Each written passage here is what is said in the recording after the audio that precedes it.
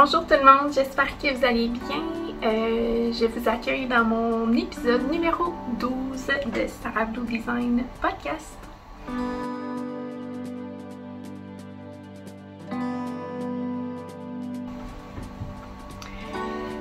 Donc je vous reviens avec quelques mois d'absence, une absence qui était pas voulue, là, c'était pas dans les plans, c'est simplement par manque de temps. J'ai débuté dans le fond un deuxième emploi les fins de semaine. Comme c'est difficile pour tous les commerces, là, j'ai décidé d'aider dans au club de golf à Bic où est-ce que je travaillais auparavant. Dans le fond, le restaurant pour lequel nous sommes déménagés à Rimouski. Eux autres aussi, dans le fond, ils ont connu la pénurie de main-d'œuvre, donc j'étais allée leur porter main forte pendant les fins de semaine. Alors, je travaillais à mon emploi du temps, à temps plein, du lundi au vendredi, puis la fin de semaine, j'allais travailler là également. Là, donc, c'est ça. J'ai réussi à survivre l'été, en m'en sortir. Il ne me manque pas aucun morceau, là, tout va bien, puis la santé également. Au travers de tout ça, mon conjoint et moi, on s'est fait vacciner, on est en préparation également pour le mariage, ce qui se passe super bien à date. Mariage, événement qui va se passer là, au cours de l'été prochain. Puis également, nous préparons notre rentrée scolaire qui commence dans une semaine déjà. Là. Donc pour moi, c'est quand même nouveau parce que je commence l'université. Donc c'est excitant, c'est stressant. Puis je commence également un nouvel emploi en cabinet comptable dans 3 semaines. Alors il y a beaucoup de changements à venir, mais ce sont des bons changements, là, des bons événements là, très positifs à venir pour nous.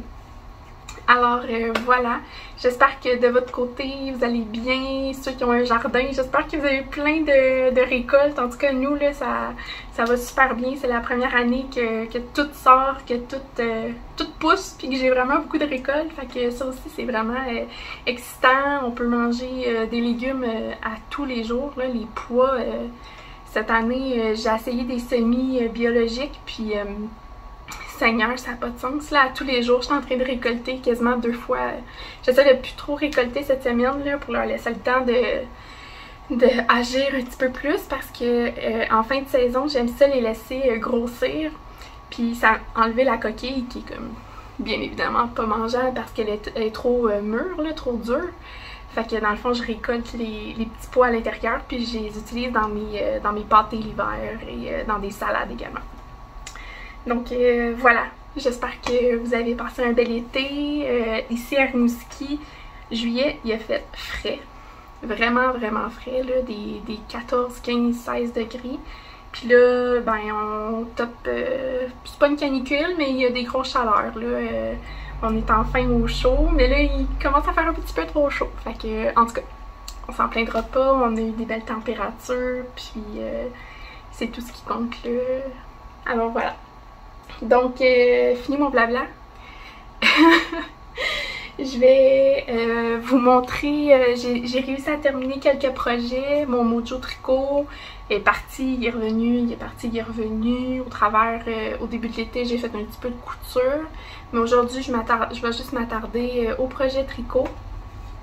Parce que de toute manière, j'ai pas beaucoup de couture, donc je vais accumuler mes projets couture. Puis si advenant j'en ai trop, ben je me ferai un épisode à part là, de juste couture.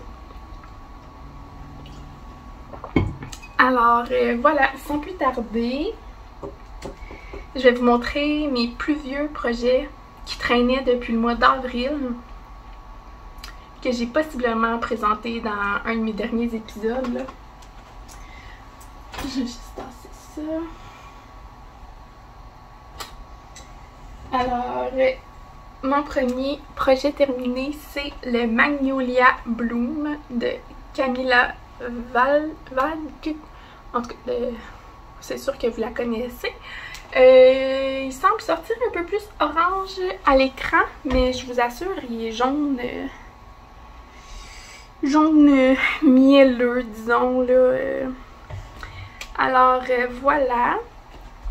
Pour le patron, la seule modification que j'ai fait, c'est ma taille d'aiguille ainsi que la taille de laine.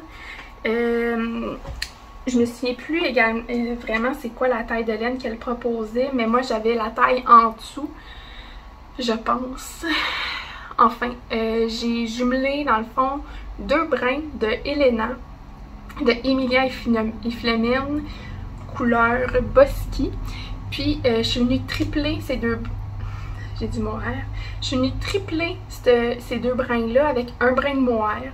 Enfin, dans le fond, j'avais 3 brins de fingering, light fingering. Le mohair de Urso, le coloris, il m'échappe toujours. Alors, anyway, de toute manière, là, je vais vous mettre ma fiche projet là, dans la description de la vidéo. Toutes les informations sont là.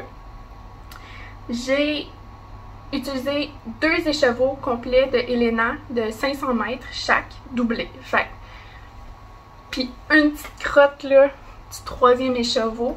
Le 3e écheveau, il me reste environ encore là, 490 mètres. Fait que je vais pouvoir peut-être faire une petite doudou là, avec pour plus tard. Donc voilà, puis j'ai entamé, je me souviens plus, j'ai entamé aussi le 2e écheveau de mohair, mais il m'en reste également beaucoup. Donc je vais pouvoir l'utiliser pour un autre projet là, un autre projet que j'ai pas en tête là. Fait que voilà, c'est vraiment un design le fun. Ce que j'aime vraiment beaucoup, c'est le col. Que dans le fond, on tricote là, une certaine longueur, puis on replie, puis on coud même pas là. Dans le fond, vu que c'est un un top down, ben on fait juste dans le fond tricoter en rond, puis au moment qu'on vient pour la plier, on reprend les mailles.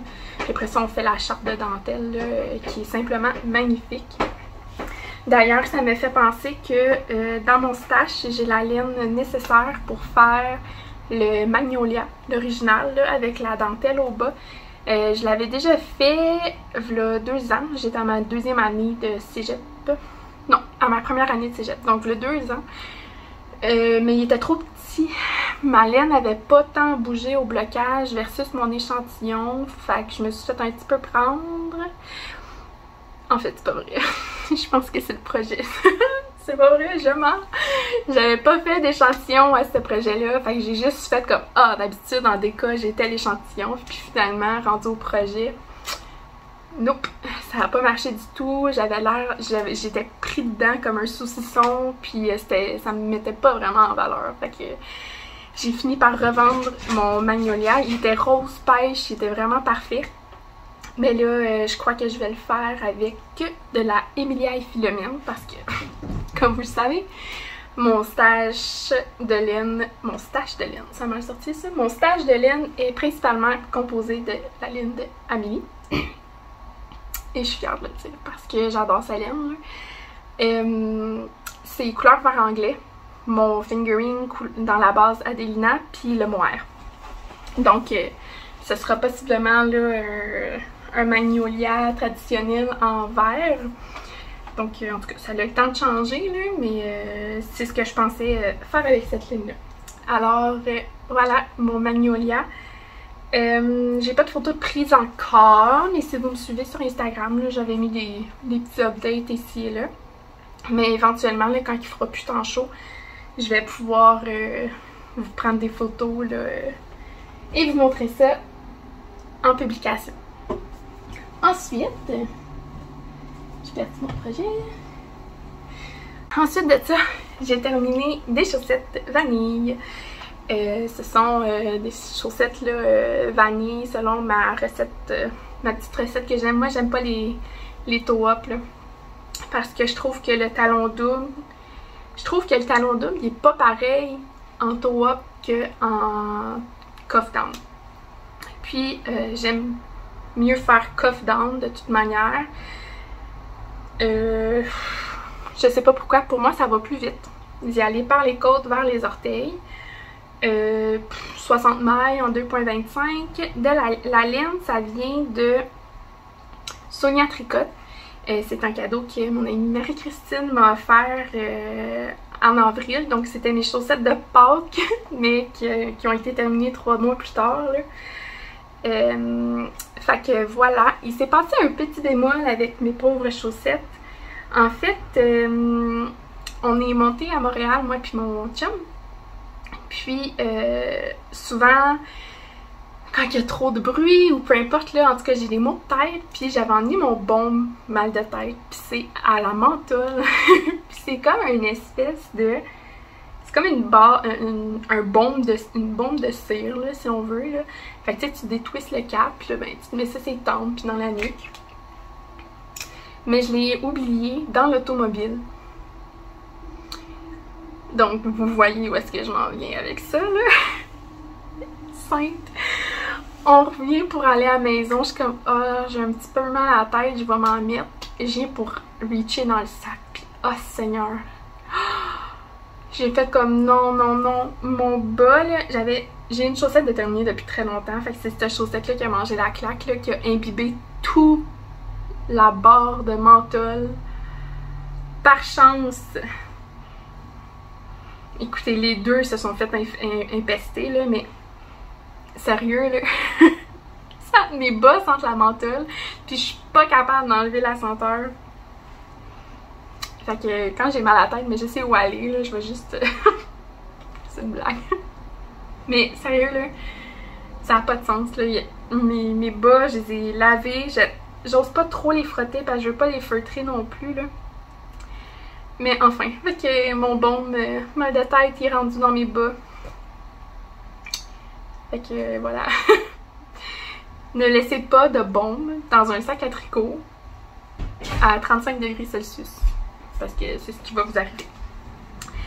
Alors voilà, j'ai terminé. Ça se trouve être ma deuxième ou troisième paire là, de chaussettes de l'année. Qui s'en va dans la boîte de bas. Ensuite, mon prochain projet terminé, c'est une collaboration avec Masculin Singulier. J'ai créé un cardigan basique, on peut le dire comme ça, là, parce que c'est tout en jersey, mais avec des petites particularités vraiment plaisantes. Si vous avez écouté, pas la petite vite, mais le petit live de La Vilaine, lorsqu'elle a eu son événement La Vilaine reçoit, j'en ai parlé un petit peu, là, j'étais une invitée à Philippe pour vous montrer justement mon design. Puis également, j'ai publié une petite photo là, sur Instagram. Fait que je vais vous l'enfiler, mais je le garderai pas trop longtemps parce que il fait chaud. Alors, voilà. Je vais me placer comme il faut. C'est un cardigan, mais pas trop long, là. Juste bonne longueur pour moi. Donc, il m'arrive à peu près à la mi-fesse. Mais tu sais, ça, la longueur du corps, là, on peut toujours l'ajuster selon nos besoins. J'ai fait des poches également. Les poches sont faites à part, qu'on vient faire une petite couture invisible le long, tout autour, dans le fond, aux extrémités. La poche, elle a un peu le même principe que le Magnolia. Dans le fond, on tricote une certaine longueur pour faire un début de poche doublé. Comme ça. Les manches, pour moi, j'ai fait les manches bouffantes qu'on vient faire un rang de diminution avant de faire les côtes. Ensuite, c'est ça. Là, il y a la bande de côte qui est tricotée en même temps que le cardigan. Les ganses qui sont tricotées en même temps que le corps. Une petite ceinture là qu'on tricote à la fin. Elle n'a pas été trop longue là, à faire, ça se fait super bien. Je me souviens plus si j'ai fait 8 ou 10 mailles, là, mais ça se tricote tout seul, ça fly assez rapidement. Puis, dans le fond, la particularité de la construction, c'est que je voulais vraiment un cardigan qui faisait bien, autant pour les hommes que pour les femmes. Mon plan initial, c'était de développer des tailles hommes et des tailles femmes. Mais là, quand j'ai fait mes recherches, puis en regardant mes chartes dans mon Vogue Knitting, que mon petit frère m'a offert il y a 3 ans là, à Noël, c'est vraiment ma bible là, de référence pour les tailles et les tailles, les mesures. Puis je trouvais qu'il n'y avait pas tant de différence que ça. À part là au niveau des biceps, mais épaule à épaule, le buste, tu sais, c'est un cardigan, fait que c'est fait pour être lousse. Moi j'ai fait la taille 2 qui me donne environ 4 pouces d'aisance, puis je suggère 2 à 4 pouces d'aisance. Donc c'est ça, la particularité c'est que je voulais que ça fasse pour tout le monde. Donc ce que j'ai fait, c'est que dans le fond j'ai comme pris dans le fond une étape qu'on prend pour faire un chandail ou un cardigan en raglan. Donc dans le fond, c'est on commence la bande d'encolure à plat, donc en aller-retour. Je détends, je vais prendre une gorgée. Attendez, une seconde. Ok. Donc, on commence la bande de boutonnage. Puis, entre-temps, pour commencer le dos, parce que dans le fond, vous allez voir, il n'y a pas de couture à l'épaule. Ce que je fais faire, c'est on fait un montage de mailles provisoire. Vous pourriez monter des mailles comme qu'on utilise dans les constructions carrées, donc boxy, là. Vous pourriez faire ça. Mais moi, je voulais vraiment une finition clean, qui n'avait pas de couture. Je voulais de quoi de différent. Donc, on commence par le début de l'encolure. On fait les rangs raccourcis dans l'encolure, pas dans les épaules, avant-arrière. Vraiment dans l'encolure. Puis je trouve que, on les voit ici, là. Vous voyez, ça fait le shaping dans le cou. C'est pas merveilleux. Moi, j'aime ça. Je trouve que ça tombe bien. Il y a quelques rangs d'augmentation. Les augmentations, ils changent. La quantité d'augmentation change selon la taille qu'on fait. Alors voilà. Les rangs raccourcis sont dans l'encolure.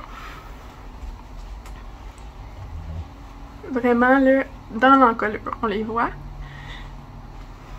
Je vais enlever ça. Puis, c'est vraiment là, tu sais, on commence d'un bord, tout rond. Après ça, on reprend les mailles. Fait qu'il y a comme une petite couture à l'intérieur qui fait cute. Fait que c'est vraiment un mix de début de construction de raglan avec une construction boxy. Il y a des mailles provisoires. Un moment donné, on défait, tu sais, quand on vient pour faire l'avant, qu'on reprend les mailles provisoires pour faire l'avant. Puis, il y a un petit peu d'augmentation, là, au niveau des manches ici. Mais c'est des manches normales, là. Tu sais, j'ai pas fait une manche montée. Je voulais pas m'aventurer. Déjà que j'avais beaucoup d'éléments dans ce modèle-là que j'avais exploré. Possiblement que j'aimerais ça m'aventurer là dans les manches montées, mais je sais pas, on dirait que j'ai comme un peu peur là de m'aventurer dans ça tout de suite. Alors je mets ce projet là en attente, mais c'est sûr que c'est quelque chose que j'aimerais développer là dans un futur projet possiblement. Puis ensuite, c'est ça, on fait la ganse. Donc, c'est un projet basique, vraiment là un chandail basique.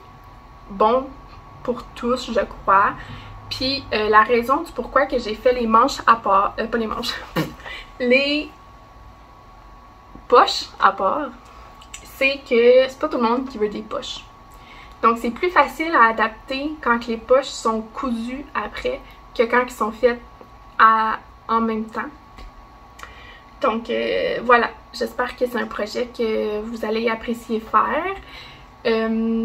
Je vais lancer l'appel au test au courant de la dernière semaine d'août, donc au courant de la semaine prochaine. Puis, c'est ça. J'espère que vous allez apprécier le tricoté. Là, le test va s'étaler sur 2 mois et demi, 3 mois. C'est un chandail, un cardigan qui se fait en laine DK en aiguille 4,5 mm. Moi, ça m'a pris 1 mois à tricoter, 2-3 jours semaine. Là. Ça m'a pris 1 mois environ à le faire. Puis, c'est ça. C'est vraiment un petit basique là, à avoir dans sa garde-robe, je crois, pour l'automne et l'hiver. Ensuite, on dirait que je suis nerveuse. On dirait que ça fait full longtemps. Ben, ça fait full longtemps, hein, j'ai pas tourné. Fait. On dirait que je suis comme. Ensuite, dans mon dernier projet terminé, c'est. Désolée, il était plié. Le Mika Slipover de Genièvre Dugon. Voilà. Le magnifique slipover avec des beaux détails ici. Le détail se retrouve également en arrière.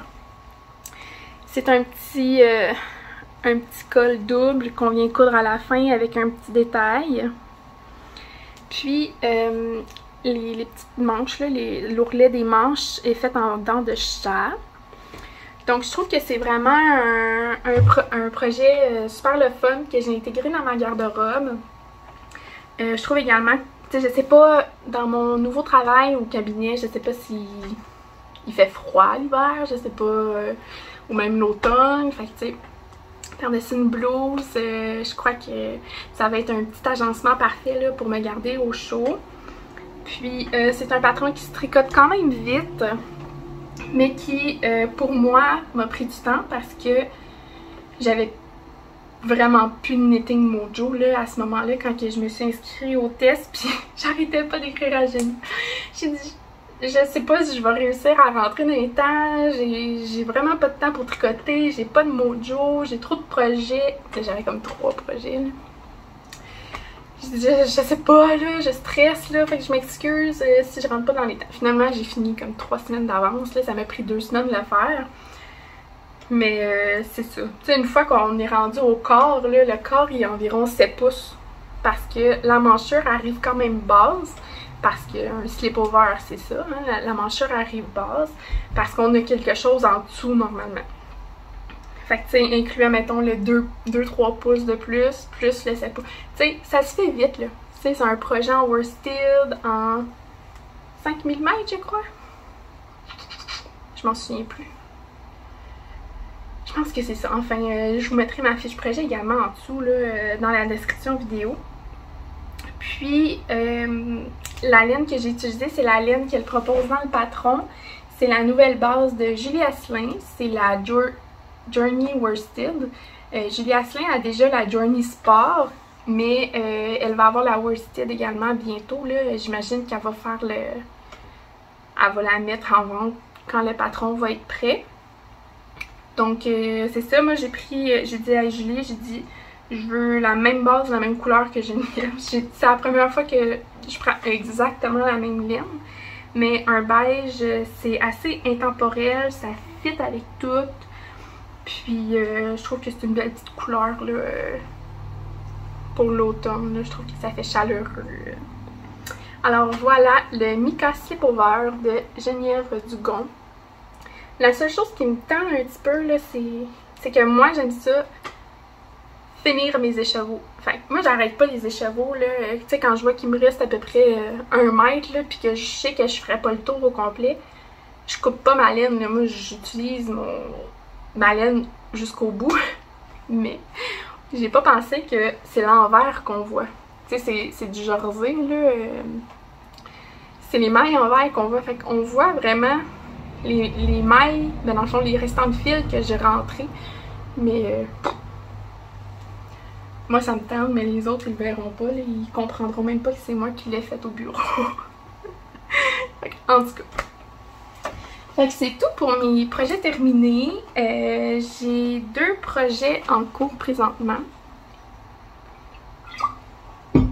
Ça se trouve à être 2 collaborations que je vais sortir là d'ici décembre. Je vous dis pas quand, je sais pas comment, je fais juste les tricoter puis ils sortiront quand ils sortiront. Donc ma première, c'est ma collaboration avec les laines Coco. J'avais déjà montré en fait ce début de collaboration là dans un épisode précédent, mais finalement j'ai décidé de changer de modèle là. Changer de modèle, changer d'idée. Donc c'est une mitaine en laine hareng. Puis la particularité à ce patron là, c'est le manchon, bien évidemment. Voilà. Puis Ou qu'on voit ici, là, les petites mailles, on dirait un peu plus lousses, c'est que j'ai des mailles en attente à l'intérieur. Puis, ces mailles en attente là, je vais venir les doubler avec un mohair. Oups. Un petit mohair. Donc, vu que ce modèle-là, il est fait en 4,5 mm, je sais pas si je vais doubler mon mohair ou si je vais juste... il va peut-être falloir que je double mon mohair pour faire l'intérieur, la doublure en mohair. Parce que je trouve que sinon le doigt va passer dans les mailles de mohair. En tout cas, j'ai pas pensé à ça pendant tout. Je suis pas rendue là encore. Je suis rendue à tricoter dans le fond la deuxième mitaine. Il me reste... je suis rendue dans les diminutions, là, j'ai commencé. Mais c'est ça, il va falloir que j'aille chercher mon restant de balles, là. Donc dans le fond, il me reste environ 8 rangs de diminution, puis le pouce. Puis eux aussi, celle-là aussi, j'ai les mailles en attente. Donc c'est un projet qui sera en appel hôtesse prochainement. Je peux pas vous confirmer quand parce que Constance, d'Hélène Coco, elle est en train d'avoir son enfant, là, son bébé, fait que c'est tout cute. Fait que c'est ça, dans le fond, la boutique elle est disponible là, encore, là, je crois. Mais je veux quand même la laisser profiter de ses premiers moments avec son bébé. Puis je suis tellement pas stressée, là. C'est quand même juste du tricot aussi, là. Fait que voilà. Donc aussitôt que vous les voyez, si jamais vous voulez participer au test, ben vous avez juste à me le dire. Je sais pas si je vais faire un formulaire ou si ça va être publié en story Instagram comme d'habitude, mais vous allez voir ça passer là, dans les prochaines semaines, assurément. Alors voilà, ils n'ont pas de nom encore. Non, j'ai aucune idée de nom encore.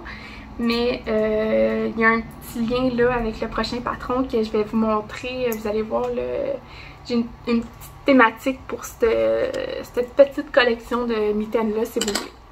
Alors voilà, ça c'était tout pour ce projet-là. Puis j'ai un autre patron de mitaines qui viendra prochainement. Ce sont des mitaines en collaboration avec les brebis du Bourg-Village et les arts textiles du Témiscouata.